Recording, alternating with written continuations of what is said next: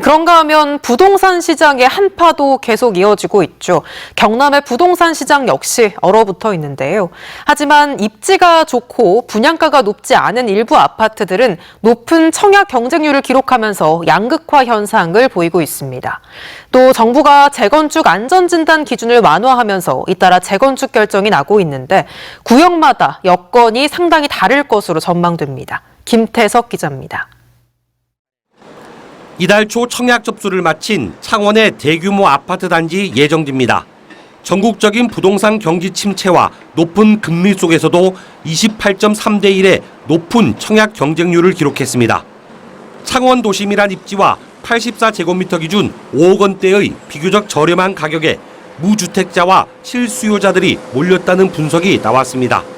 하지만 공급량이 수요보다 많은 김해, 양산, 거제, 사천을 중심으로 경남의 미분양 주택은 4,100여 개로 전국에서 네 번째로 많고 악성 미분양으로 불리는 준공뒤 미분양 주택도 750개 정도입니다. 악성 미분양서부터 철저한 품질을 따져서 낮은 분양 가격으로 정부가 인수한 이후에 우리 지역의 무주택자들을 위한 임대 아파트로 활용하는 방식도 검토해 볼 필요가 있다고.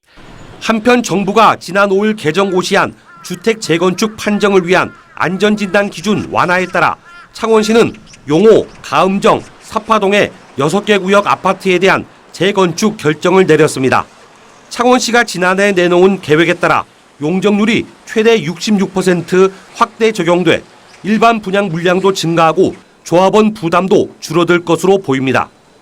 해당 구역들은 현수막을 내걸고 환영의 뜻을 표하고 있습니다. 하지만 구역별로 여건이 상당히 다를 것이란 전망이 많습니다.